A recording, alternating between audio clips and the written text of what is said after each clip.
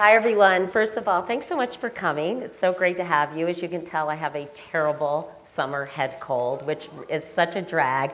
But I am very excited to be able to have a conversation with David because I know he does make presentations here at the Ideas Festival, and he often is the questioner. But I really love reading his columns. I think he's so smart and interesting that when I did suggest to Kitty I'd like to spend some time inside David Brooks' brain, she nicely complied. So I was going to start, David, by asking you about the whole process of writing your New York Times columns. I know that you started doing this in September of 2003. So that's 11 years writing 2 columns a week. I'm not good enough at math to tell you how many columns exactly that is, but are you still enjoying it, or do you still find it gratifying, or do you often have weeks when you think, oh my God, what am I going to write about? First, I want to congratulate you on the wedding. Thank you. Thank you. How many days has it been? I've been married for 9 days. Wow. And I'm still married, Yeah, so isn't that's positive? They said it wouldn't last. Yeah, exactly. And that's the love portion of this conversation. No, we are definitely going back there. So when I'm on college campuses, I tell students, imagining having a paper due in 3 days, and then imagine that's the rest of your life. Yeah. I used to have all the normal human drives for food, water, sex, but now I only have one drive for column ideas. That's all I care about. So I used to think, if I got hit by a bus and I lived, I could get a column out of that. I had a fantasy of winning the lottery, but it was not for the money. It was because, I could get a column out of that. I once had, and it doesn't come that naturally to me. Some people it comes naturally. I once had lunch with George Will, and I said, what's your next column about? And he pulled out a little index card from his wallet, and it had his next 13 column ideas. Wow. And I wanted to take my knife and just jam it in his and so that is the hardest part. You just don't know what you're going to, like I've got a column today, I've got one due in 3 days, I have no idea what's coming. Really? So you don't do what George Will does? You don't come up with 13 ideas and say, these are my go-to fail-safe columns in case I have writer's block? Yeah, no, I don't have any backstop. There's no column sitting out there. There's nothing. There's Really? no safety net there. That must be so nerve-wracking, is it? Yeah, I should preface all this by saying I found that when you complain about being a New York Times columnist, the level of sympathy you get is small. But I found it extremely hard. Like I had a great job at a magazine before this, and when I first took this job, it was 13 or whatever it was the worst 6 months of my life just up to that point. Because I'd never been hated on a mass scale before. You're way in the public eye, and it takes a little while to get used to it. And for me, I cleaned out my email folder after 6 months, and there were 290,000 emails in there. And the audience is a little more left than I am, so the core message was, Paul Krugman is great, you suck.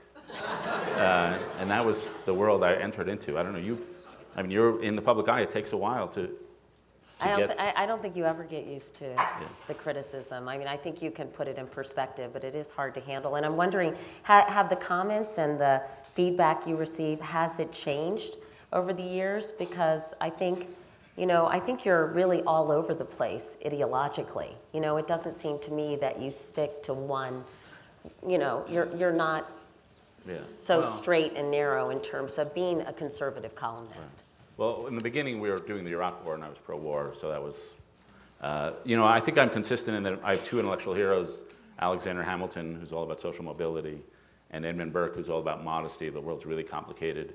We can't know, and therefore we should be very cautious. He has a phrase, epistemological modesty, which is one of the cores of my philosophy, that the world is just so complicated. We're so limited in what we can know. You should just be very cautious about how you enact change. And so I'm a certain sort of old-fashioned conservative. So I think I'm sort of consistent to those people, but not to the Republican Party or the Democratic Party. And so I'm not sure, I'll be totally honest, and the Times would not be happy with me admitting it, but the comments section, if you look at the columns, for all of us, and then you look at the comments section, they're punishingly negative. And so I used to want to read them just because, some of them are very smart. but it was just too psychologically damaging. And so then I would ask my assistant to read them, and only tell you the positive ones. Yeah, right, yeah. But at that point, he liked me, and he got psychologically depressed too. So, really? Once he started hating me, he really loved to read the comments. I mean, I have to say, when I read the columns, the comment section in New York Times articles or columns, I do find them to be very, fairly erudite compared to other places when you look at the comments section, because then you see people start fighting against each other and trash talking each other, and it really devolves into a terrible situation. But do you? I am always struck by the letters to the editor in the New York Times, because I feel they are so intelligent and well thought out and well written. Yeah. We write them ourselves. Well, it's working. It's working. But do you isolate yourself from all that's out there? I do. Sometimes it's hard to avoid it. Twitter's useful because you basically read nasty comments and then you block them, and then you don't have to hear from those people again. But I do think I've developed a thick skin through the years. I mean, I used to just be crushed. I remember I did some special on the opera with for PBS with Tom Brokaw, and somebody wrote that criticized my lack of knowledge on the opera, which is very valid criticism, and commented on my chipmunk cheeks or something, and I was just devastated for a week. And now I just I try to laugh it off, but it can be difficult. I think you're right. I think people objectify people in the public eye, and we're really, I think, a way for them to vent their frustrations or insecurities or problems, and just using us sometimes as a Rorschach test or whatever. So but they don't realize there's a human being on the other end, because I certainly discard anything written after 11 p.m. because they're drunk. But on the street, when you go down the street and you're super visible, people are generally almost always very nice. I think in my whole life, I've had 2 people come up and be nasty to me. Mm-hmm. One when I was at the Modern Museum of Art, and this astoundingly good-looking woman came up to me and said, "I hate you." Really? Yeah. Well, we've been dating for 3 years. But I'm just kidding. No, I'm just kidding. It's like Shecky Brooks. Who knew?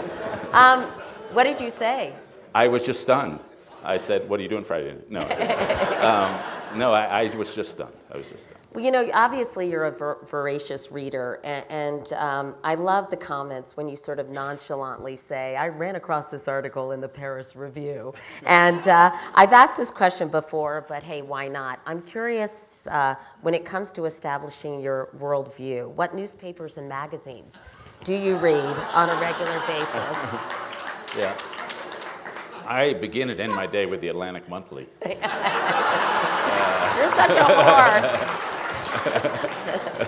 And your tweets. You're a very active tweeter, by the way. I'm a pretty active tweeter. Yeah, but have you tweeted since we've been sitting up here? No, I haven't. I'm not that good.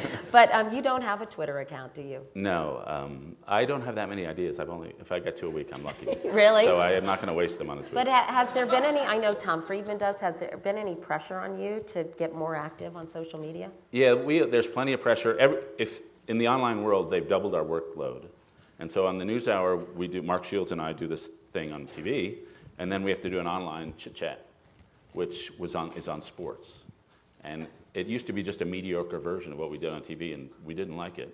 And the same is on the radio and the Times. I get to do a conversation with Gail Collins, who I love. I love Gail Collins, too. So that part is fun. And well, let's get back to the original question. What do you read?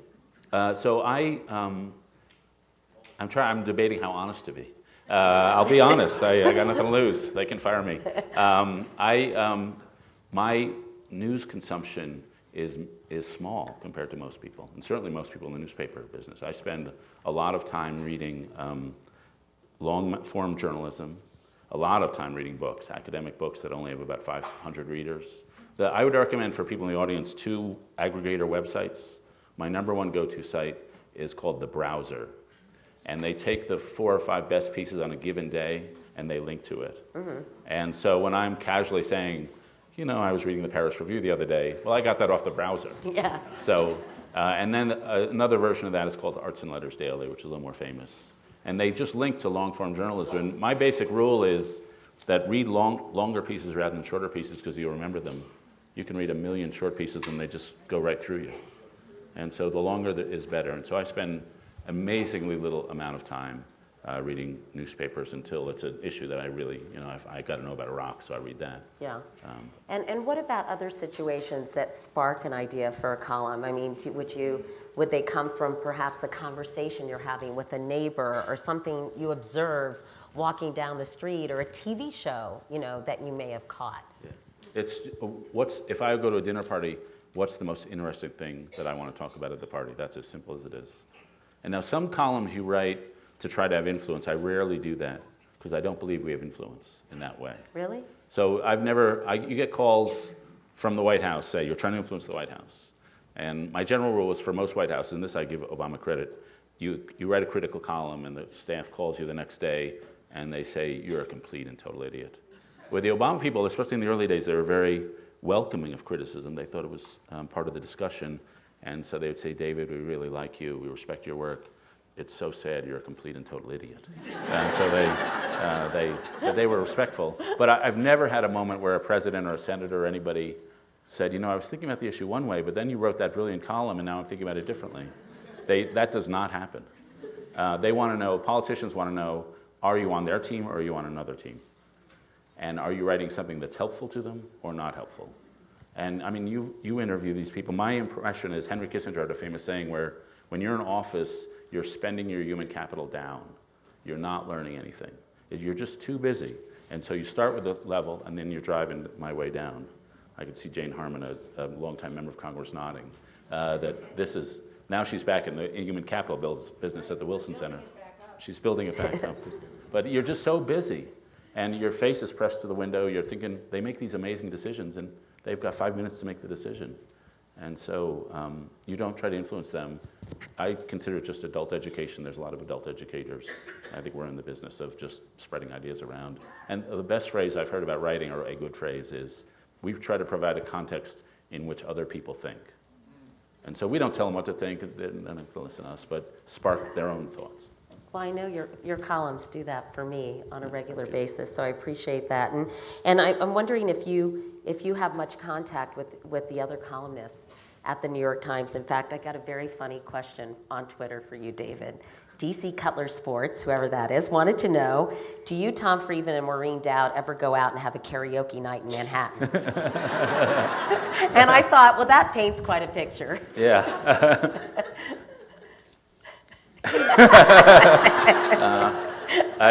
It's karaoke doesn't begin to describe it. No, this is no. So Tom, Maureen, and I actually live in Washington, all of us, and we have a row of columns where it's Maureen is over here, I'm over here, Ross Douthat is over here, and then Tom Friedman is over here.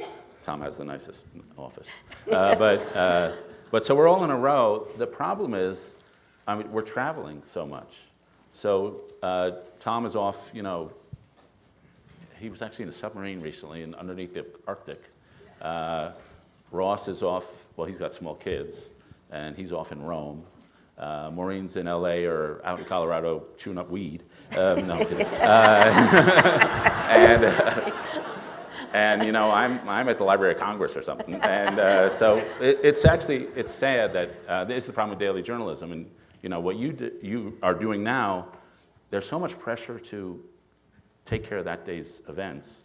You just don't have time to socialize, and so it's been disappointing, actually, how little we get to. And do you ever worry about overlapping? Because I can see where you and Tom might write about the same thing on any given day. I mean, do you have to check with each other and say, hey, I'm writing about Iraq? No, I'm writing about Iraq.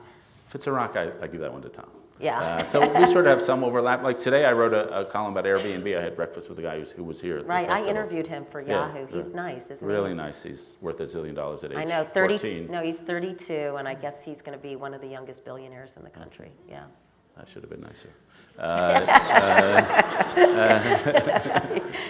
But so Tom had written 2 columns about him after having interviewed. So you got to be aware it's going to be different. But you're sort of aware of what each other are doing. You don't want to all have 6 pieces, but some days a big news event happens, you're all going to write about the same thing. And often Tom and I are surprisingly in agreement. He comes a little more from the left, I come from the right, but we think pretty similarly, I think. I was going to ask you about Jill Abramson, who was recently sacked at the Times, of course. By many accounts, David, it seems like it was handled pretty clumsily by the New York Times. Can you give us some insight into why she was fired? Were there gender issues at play? Was it her management style? And are you even going to answer this question? Yeah, I was about to say, I'm having hearing difficulties. I thought you were asking me to criticize my bosses.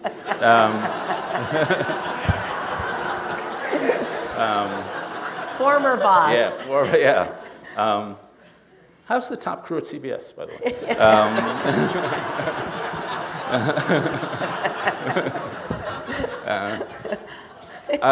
Well, first, there are a couple things to be said. I've never worked at the Times outside of a columnist role, which means I've never worked in the newsroom, which means I've never attended a meeting.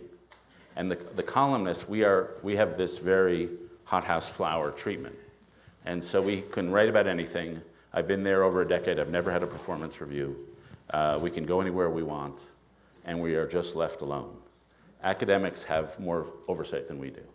And I've never been to a meeting at the Times. And so I have absolutely no overlap with aside from social, with the news side. So when you overlap socially, what have you learned about her? I will tell you one true story. I was in the newsroom, and this is going to illustrate my nose for news. I was in the newsroom one day a couple months ago now, with a woman who's speaking here, Sarah Lewis, and my son, and I was giving them a tour of the newsroom, and the only person I knew in the whole newsroom was this guy named Dean, and he was sitting alone, and I said, Dean, could you show us around the newsroom? And he showed us around the newsroom, and then we go upstairs 5 minutes later, and somebody sends me a text. They've just announced Jill has been fired and Dean is the new boss. And he said nothing. He just gave us a tour of the newsroom. So I instinctively sensed news was about to happen, and went to the cafeteria. Next question. Have I dodged that? I've dodged that. You dodged that pretty No, effectively. the only thing I'll say, Do you know Jill? I know Jill a little. We've gone out to lunch, but I don't know her professionally at all. And I barely know her. I like her. And it's no breaking secret. There'd been clashes. But the Times is a contentious place. I used to work at the Wall Street Journal, and it's a much less contentious place. And why is that? Well, my theory about that is that the Journal used to, and my knowledge of the Journal is extremely dated, they used to go to the Big Ten, the Midwestern schools, and hire the top 10 students they could find out of Iowa, Indiana, Illinois. And so it had a Midwestern feel and a bit of Midwestern niceness. And I say that in tribute to all the people from Minnesota here. But the Times, there we go. The Times is a New York institution. And New York's a little rougher place, she'd made. But everybody at that job, you'll go back to Rosenthal, you go back through the people. Every one of them made some serious enemies. And I genuinely, I'm not saying this to dodge the question. I genuinely do not know. I'm so isolated. Since so much of this festival is focused on the future, I'm curious what you think the New York Times will look like in 10 years. I mean, will we still have a print version?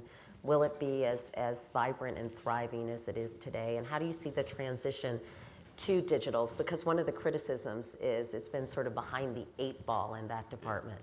So how do you read the newspapers? I actually still read the real newspaper. Yeah. How many people here still read the real newspaper? Wow. We're very old school. Yeah. No, I or was just very say old. We're very old. Yeah. So, for that reason, I think the paper version will still be around. They're making new old people every day.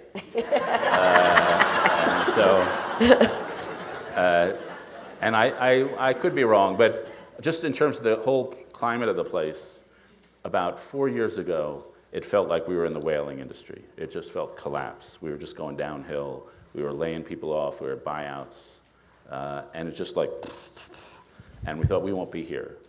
And if you're at the Philadelphia Inquirer, sort of Boston Globe, some of the mid-level cities, it probably still feels a little like that. But I do think the Times will be safe. in a weird way, we feel more read than ever before. There's been, as some of the other papers have shrunk, there's been a bigger national audience for us, and so that's part of it. Second, there's been a flight to quality, I think, in the online world.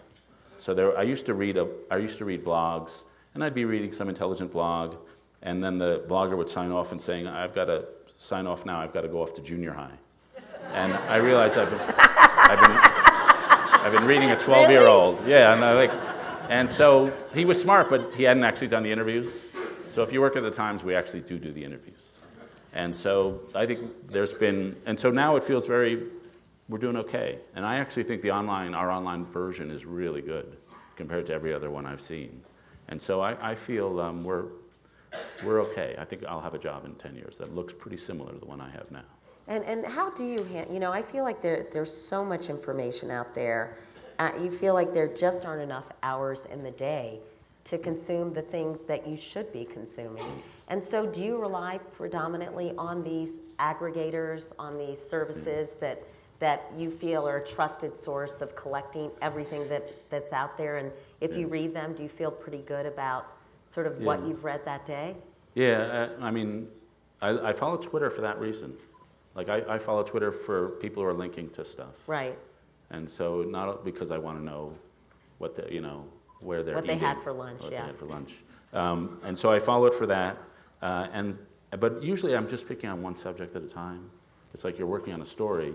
You're just tunneled on that story. Right. You're interviewing somebody, you know a lot about that thing, and then the rest of the world just slides by. And so that you're oblivious to a lot, but you just have to focus attention. I mean, on TV it's even worse because the time pressure, like I read 800 words, which is a horrific time crunch. But if you're doing a 3-minute piece or even a 90-second piece or even a 7-minute piece, crunch, right? Right. Definitely. Yeah, it's hard to do that. And, I was going to ask you about your sort of political point of view, but I think you answered that earlier. So my brother-in-law's partner, Andy Brimmer, so a little shout out to Andy for this question. I think this is Andy's and not my mother-in-law, Paula, who's a huge fan of yours. Oh, good. She's here. Paula. Wave to David, Paula.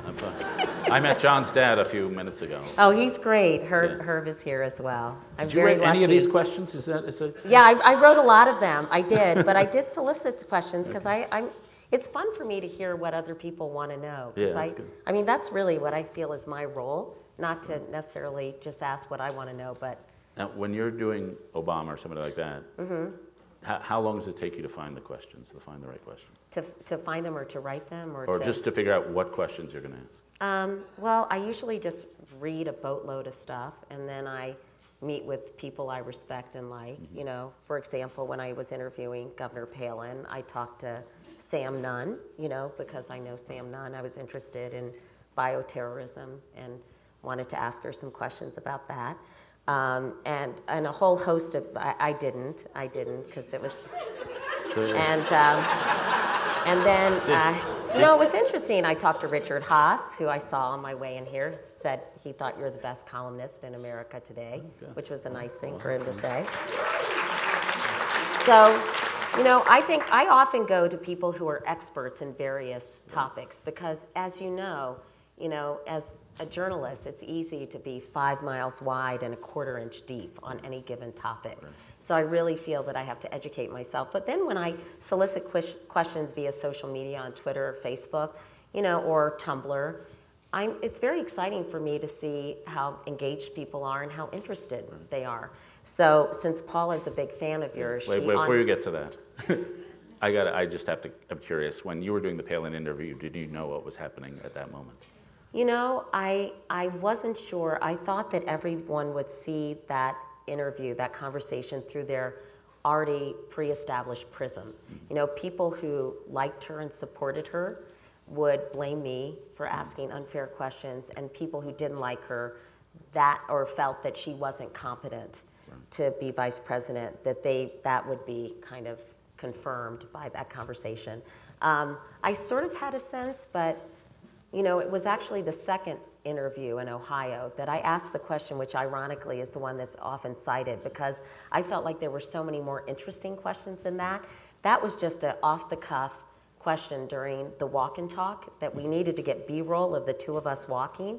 And I was interested in knowing when someone is so fiercely entrenched in a particular point of view, what actually formed their viewpoints. And that's when I asked her about the magazines and newspapers, and she got very defensive. I'm still surprised to this day about the way she answered that. I think she was so aggravated with me at that point that she gave an emotional response instead of a thoughtful response. So what did you think when you saw that interview?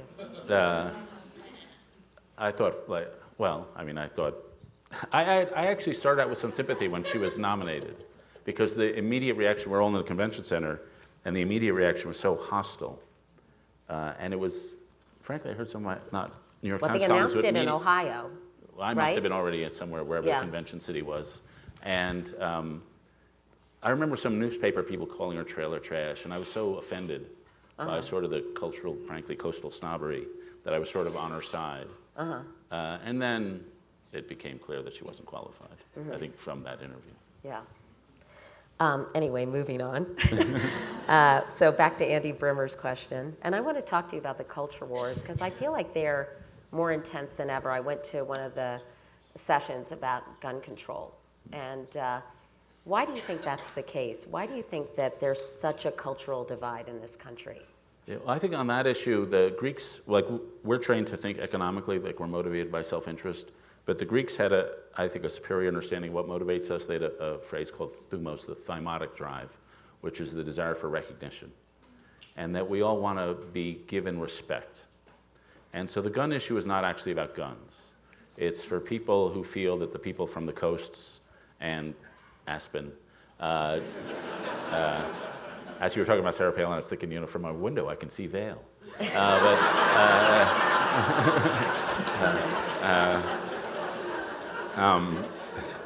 Anyway, so they don't think their culture is respected, and people want to take away the emblems of their culture, and the gun is an emblem of culture that has become a cultural symbol, not about what it is, just a material object. And so I think a lot of the culture war is show me some respect for my values. And so I think that's partly at the core. I mean, there are substantive issues, but that's really part of the fire behind the culture war. And do you think that's valid? I mean, totally. Yeah. I mean, I do think there's, on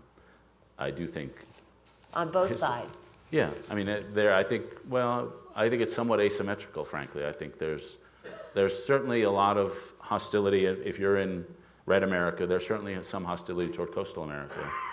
There's some looking down on matters of faith and morality, but I certainly think there's a lot more looking down from coastal America, which I'm from, to non-coastal America. I think there's just a lot more snobbery involved.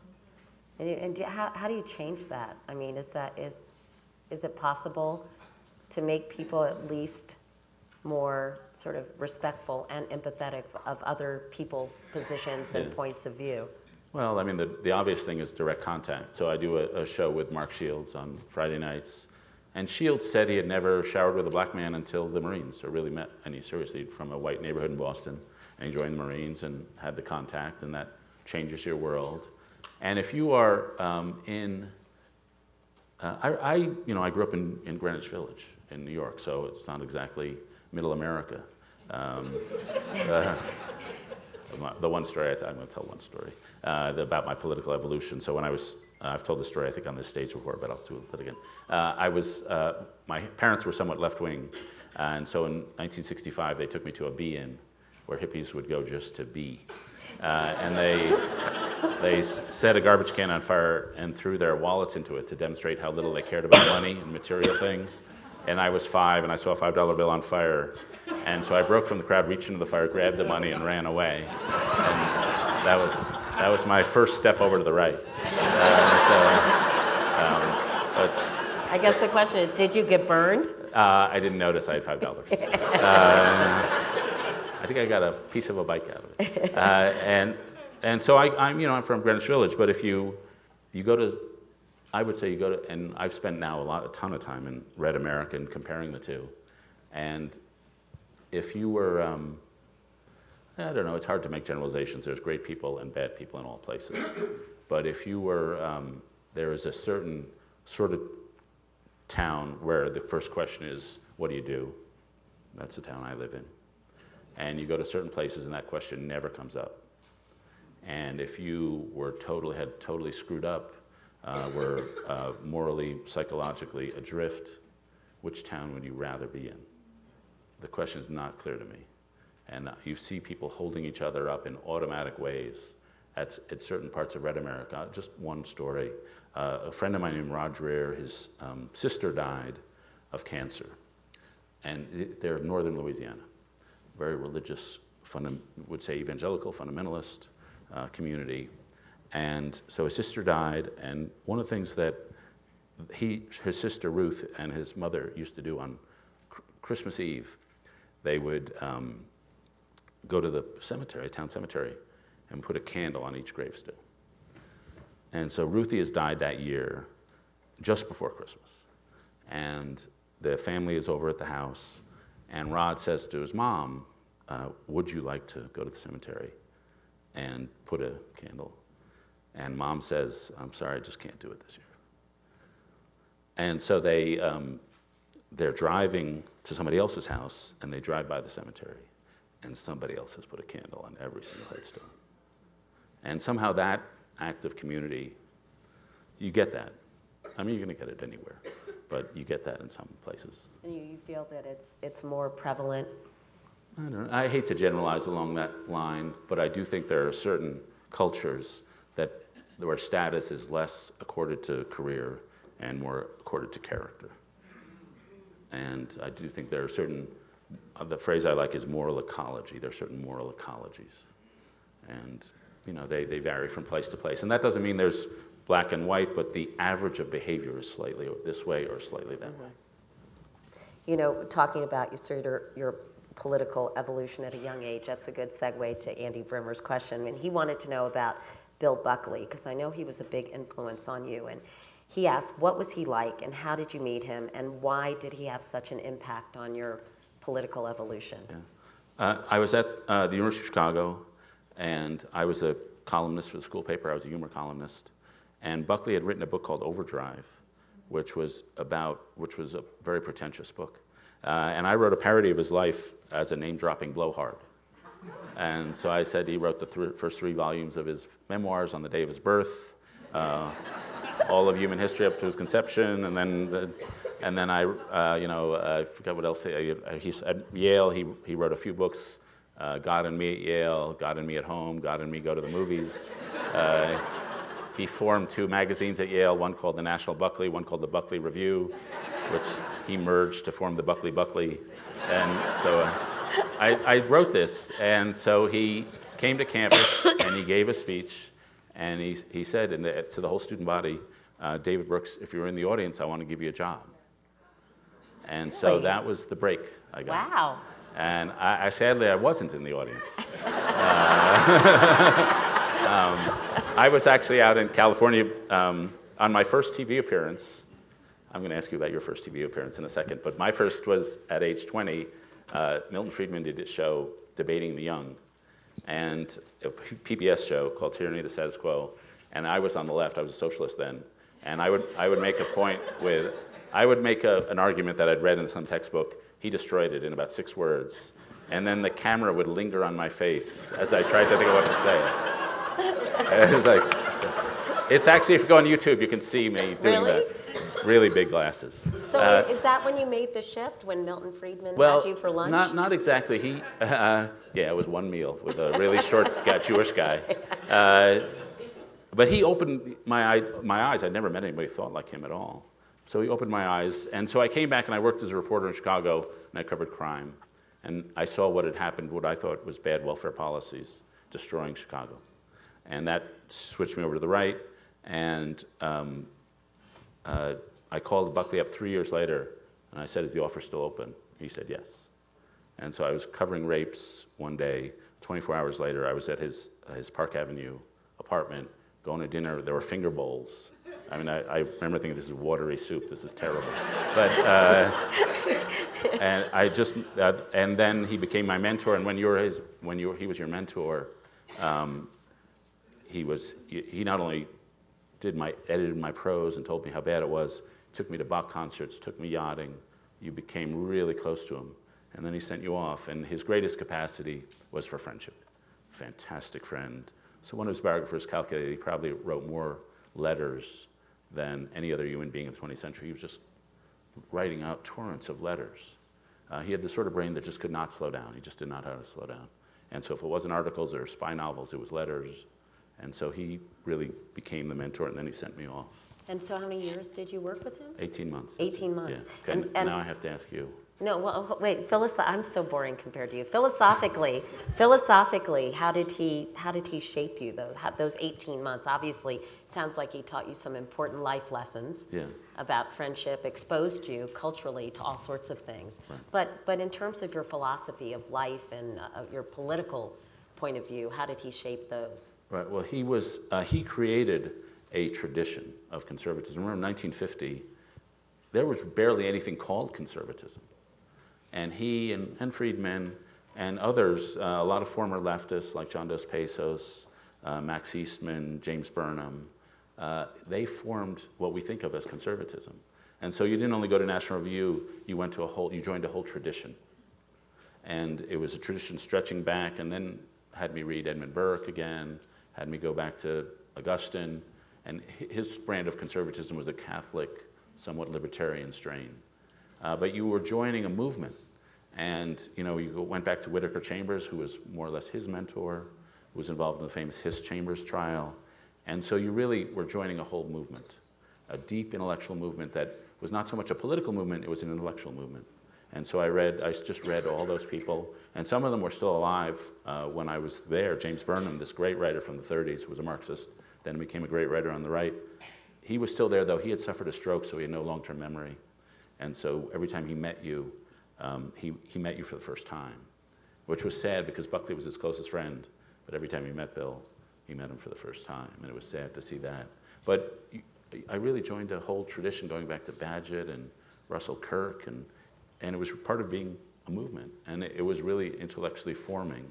But it was all off on the side until Buckley came along and created what we think of as conservatism, the Republican Party. Really, no Buckley, no Reagan, none of that. At the end of his life, I asked both Friedman and Buckley, I said to each of them, you have both had more historical impact than you could possibly have imagined when you started. So do you feel a sense of contentment?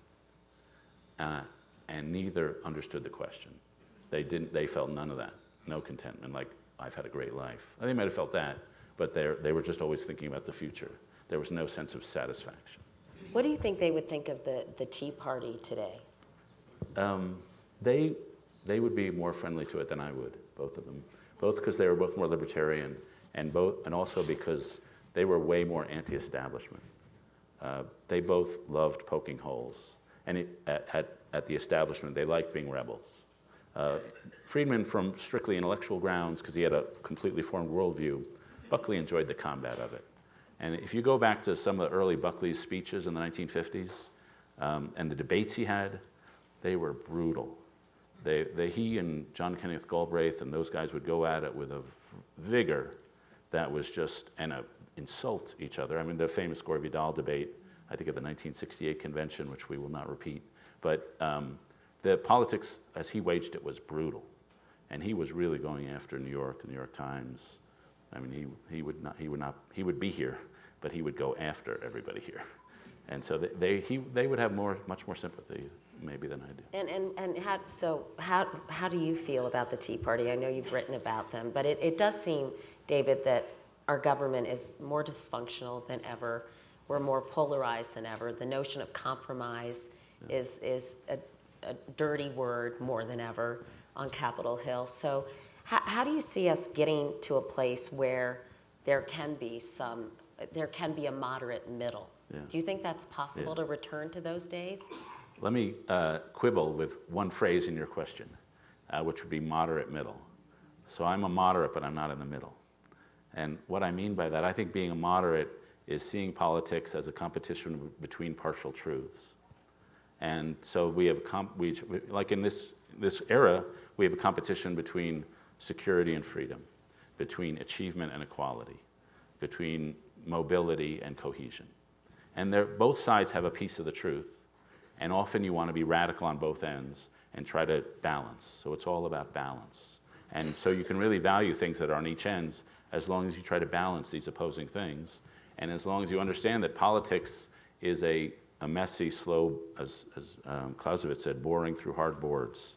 It's just messy and slow, and you take one step at a time. And my problem with the Tea Party is partly what they believe, but partly just they're anti-political. I believe in politics, that you pass a piece of legislation and you get half a loaf, and you make a slow step and you make a compromise and you try to go a little forward every day. Politics is not, it's not show business. It's just messy compromises because you're always caught in contradictions and filled with paradoxes. And my problem with the Tea Party is they don't like politics. They want it to be pure. And they often punish people who they call rhinos, who are Republican in name only, because they're not pure. But I think impurity is, what leaders do. They take impurity upon themselves. They take the sins of the situation on themselves. They take the complexity of the situation on themselves. And they try to muddle through. And so I think people who are unwilling to muddle through are not being political, they're being self-indulgent. And so I have a problem with that style of politics. We see President...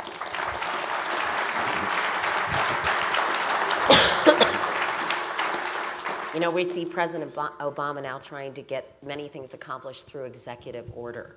And when you look back on his tenure so far, some people complain that he has been above politics, that he can't roll up his sleeves like a la LBJ. I don't know if you saw that play with Bryan Cranston. I didn't. I wish I had. Yeah. But that he doesn't want to get his hands dirty. And then, of course, the other side is that, members of Congress, GOP members of Congress, just have been just completely incapable of compromising. I mean, what do you think has gone wrong in terms of the paralysis that we're witnessing now? Yeah, well, I think both those things are true. So on the Obama side first, he's gone from, I've seen him, we meet with him as columnists every 6 weeks or so, and they're all off the record, so I can't really tell you what's said exactly, but I've watched him over time get more aggravated. And so there was a spirit of high energy, and now there's a spirit of pissed off, aggravated with Republicans, aggravated with Democrats, aggravated with the media, and a more acute awareness of the limits of the office, which is fair. Every president has that. I asked one of his predecessors on the last day of his term, what'd you learn being president? And he said, there's much more passive-aggressive behavior in government than I anticipated. Who was that? I can't tell you. But it was his immediate predecessor.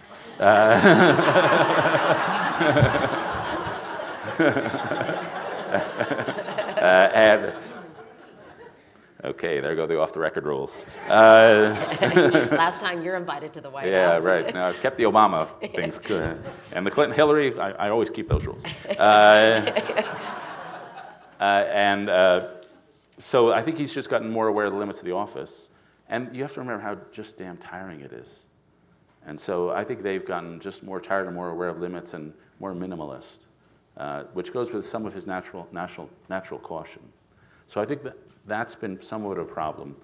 The Republicans have been as they've been, and they've been reasonably intransigent. The question to me is when he first came in 2008 or 2009, you remember he had 70% approval.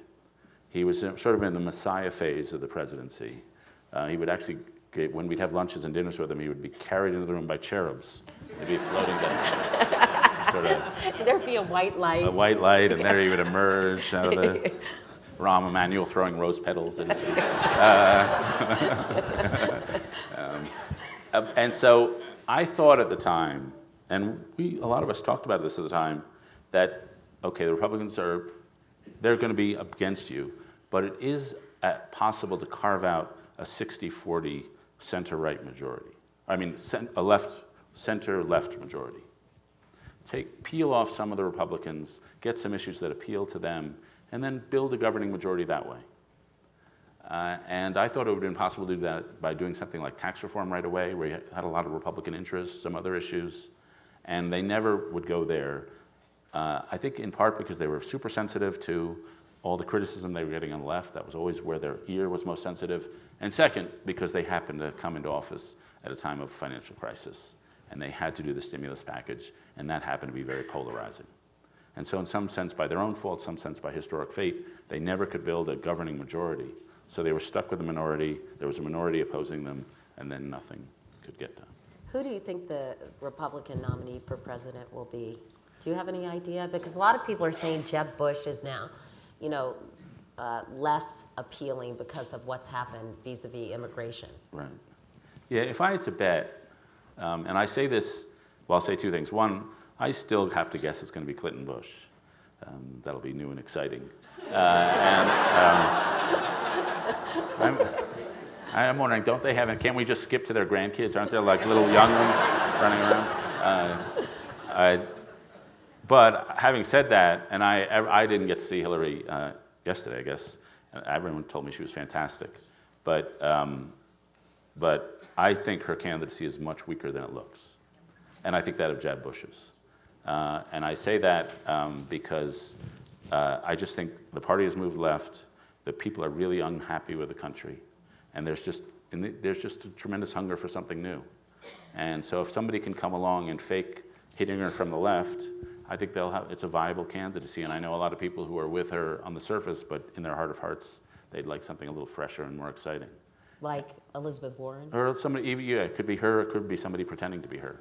And I mean that, candidates, when they plan their campaigns, they look at what's the ground Hillary occupies.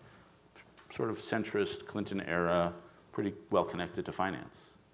And so they go the other way, and there's a lot of room over there. So somebody will occupy that space, and there will be an actual campaign, which you'll probably win. But there will be a campaign, and the same with Jeb Bush. The party is not where Jeb Bush is. And the establishment is winning back some, but the party is much closer, in its heart of hearts, it's closer to Ted Cruz and Rand Paul. And if they nominate Cruz or Paul, they'll win several important counties in Mississippi. And that'll be it. And some of us, I'm sort of a Northeastern Republican, I guess. And some of us think, Lenin's phrase, the worse the better, that it takes a real beating before the party will move. And there'd be some virtue in that. But, I'd hate to see it complete wipeout. I was at my college reunion at UVA, and Larry Sabato, you must know, gave a lecture. He talked about how unlikely it would be for a Democrat, at least historically, to be elected after a two-term Democratic president. And he talked about the importance of the GOP reaching a broader audience, because demographically, with Hispanic voters going overwhelmingly Democratic and young people going overwhelmingly Democratic, that the Republican Party has got to change. But it seems to me the primary system works so much against that. So afterwards I said, hey Larry, Lee Atwater said that in the early 80s, the big tent, but it never seems to happen. George W. Bush did well among Hispanics. You can do it. McCain did reasonably well, especially running in Arizona.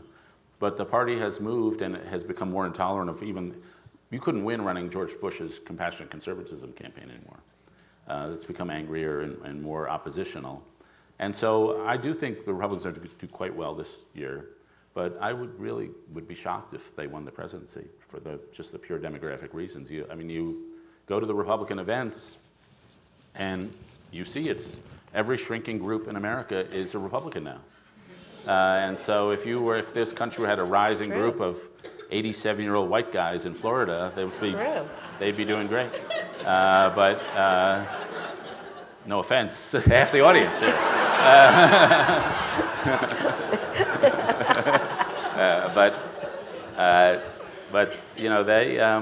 They just are not clued in. When you're losing Asian Americans 3-1, and you're a Republican, that is just death. That's a sign that you're going to lose a lot of people. And so I wrote a sentence which I sort of regret because it was over the top, but sometimes the rallies that I would go to in the last campaign would remind me of people longing for a white America that's never coming back. And you just got to make that shift. And immigration doesn't get you all the way there, but it's a threshold issue. If you don't show, I talked about thumos, the thematic drive, if you don't show respect, then they don't listen to you no matter what else you're saying. So it's a threshold of respect. And so far they haven't been willing to do that. So how do you think Hillary Clinton is vulnerable in terms of getting the nomination or winning the presidency? So I think getting the nomination, I suspect if she got the nomination, she'd be elected, barring whatever happens in the campaign. But really, who is out there who could take her on? I just think the country is really pissed off. And therefore, even though they may not be famous now, that somebody could really come out of nowhere. Howard Dean came out of nowhere. He imploded, but people always come out of nowhere. There's a reason we don't have President Muskie. My partner, Mark Shields, I call our segment is called Shields and Brooks. We want to call it Brooke Shields. It'd be better. Probably get more viewers. Totally get more viewers. But see, he used to work in the Muskie campaign.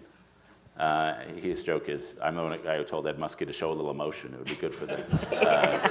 For those of you who don't remember, Muskie cried. And at that time, it was a political disgrace to cry. Right. And now, it's a total winner. There was a big, yeah, exactly. Exactly. We have so many smart people in this audience. I hate to be a pig about asking David all these questions. I have more, but I'm sure some of you do as well. So I thought we'd take some questions from the audience. And do we have someone with a microphone? Hi, there's a gentleman right there if you want to grab him. And we make them short and to the point. And ask Katie too. No, don't. So my question is, what is it like to be David Brooks's kid? How do you raise your kid? We could call him. That is a good question because question. you talk so much about character. How do you develop that in your own children? I'm trying to figure out how to answer that question. I certainly enjoyed fatherhood more than anything else I've ever done, and continue to enjoy it more than anything else I've ever done. It's when I had my first kid, I got an email from a friend of mine, and he said, "Welcome to the world of unavoidable reality." Because everything else you can sort of put off, but those you can't not be there if the kid's getting dropped off. You can't not be there if the diaper's wet. You just got to be there. And what I love about kids are they just want to have fun all day. So just being there to have fun with them has been the great joy of my life. I have three: a boy who's 23, a girl who's 19, and a boy who's 15 so far. And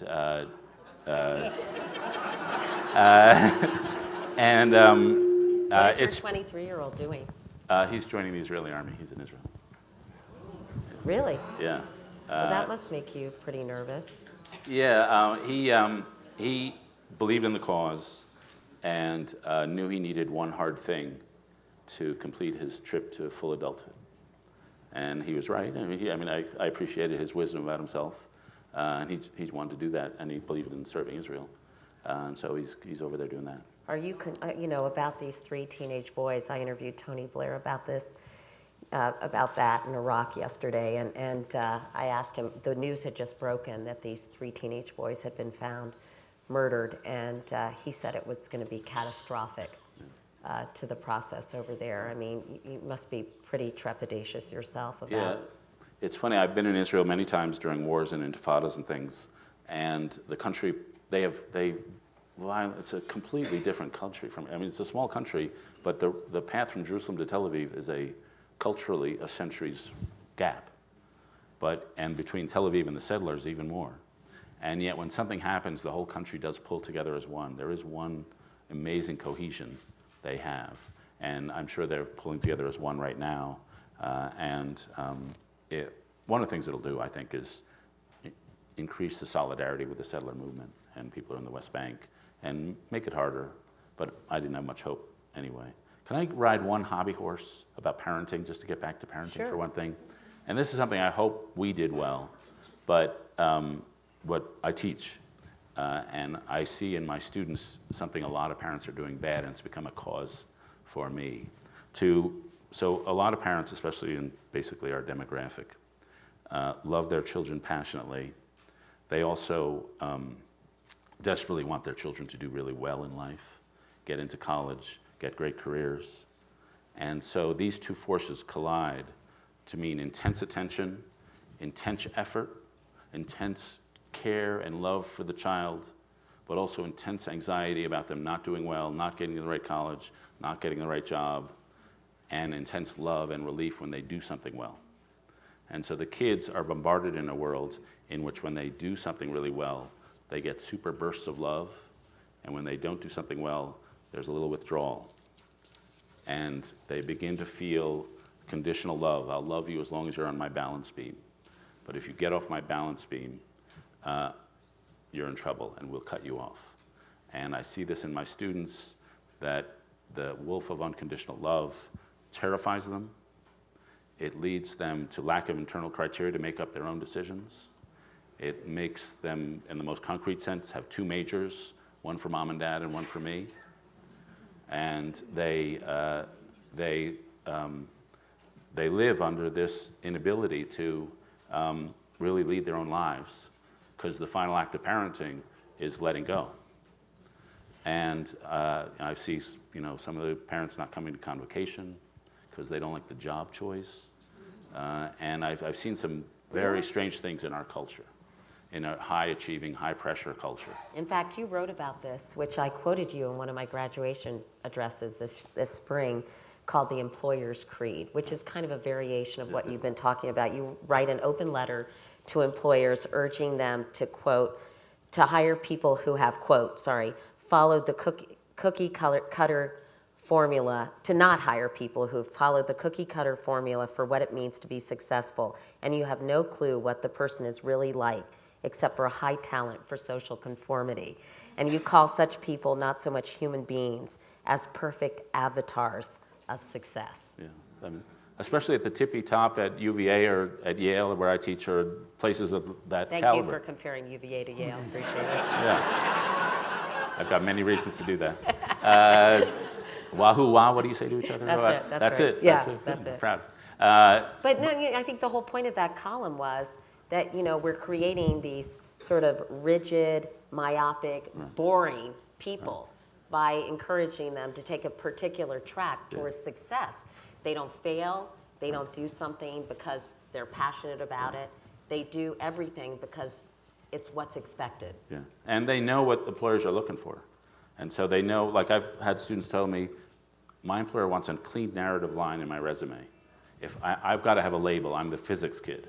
And if I'm the physics kid, then I can't take an internship in politics because that'll screw up my narrative line. And so they're narrowing themselves at age 20 because they need that resume narrative line. But you heard him say it, the employer is demanding it. So it's hard, I mean, you can't really blame the kids or even the parents. And that's, I guess, why you wrote this employer's creed. And college admissions officers want the kids to, my joke is when I ask my Yale students, what are you doing over spring break? They say, I'm unicycling across Thailand while reading to lepers. They did that kind of thing. And like that's the lives they lead, but they know that's what is expected of them. It's very hard for them to break out because they're anxious. Even at super great schools where their lives are really rolling, they're anxious that one step off the perfection is going to totally screw up everything. And the second thing, I don't think she'd mind if I say this, I had this conversation with President Faust of Harvard, that the standards by which they measure themselves are insane. And so they take, of the 500 kids my age I know, who's doing the best at this moment in life? And if I'm below that, there's a problem. But everyone's life is going to be like this. But they're measuring themselves against incredibly high standards, and therefore really tailoring themselves to society's demands less than to their own internal wishes. Yeah. But I think we have time for maybe one more question. And do we? You have an interview in 1:20. I know, I'm okay. It's okay. Right, I can get there. There. I thought, Kitty, you were going to ask a question. The governor. I'm talking to Governor Hickenlooper about pot, which you wrote actually a column about that. Yeah, let's take a question from the floor. Yeah. Where you weren't for it. You weren't for legalization of marijuana. I'm avoiding that, yeah. as you know. Yeah, sure. Thank you. You spoke a little bit about the importance of mentorship to you in your development, Bill Buckley. I'm wondering if there are any young writers or journalists in your sphere, either at the Times or anywhere else right now, that you have provided some mentorship to, or that you see as having a lot of potential to take up the space one day that you're currently occupying. Yeah, I don't help the people who might take up my space. And that does it for us. Thanks very much, David. Oh, are we done? No. It's just I'm kidding. No, I'm kidding. We're not going to end with that. Yeah, Go okay. ahead. I'll say, yeah, really. I'll say, so they give us each assistant. So I have an assistant, and that's the one I care most about. I mean, a lot of my students, I meet with them privately. My office hours, if anybody's at New Haven Study Hotel between 9:30 and 1:30 a.m. on Monday nights, I'm there paying for students to drink. But say with my assistants, they are my bosses in some ways. That my column is edited a bit in New York, but mostly my main editor is my assistant. And so my current assistant, I think she's 26, 27 or so, and so I'll send her the column, and she will send me back comments of what's wrong with it. And usually over the course of the 2 or 3 years they work for me, in the beginning the comments are like, David, what's it like to be so brilliant? And then at the end it's like, this sucks. But April, my current assistant, she started out with this sucks and gives real feedback. And so it doesn't feel like mentor, it feels like we are working together to produce a column. But I'm hoping that in the course of this process that we really do together, where she's really saying, this is unclear, that's not good, have you thought about that idea? That she's perfecting skills that'll help her whatever field she goes into. There are probably a lot of people in this audience who would like to come work for you, I'm sure. David Brooks, thank you so much. It was fun.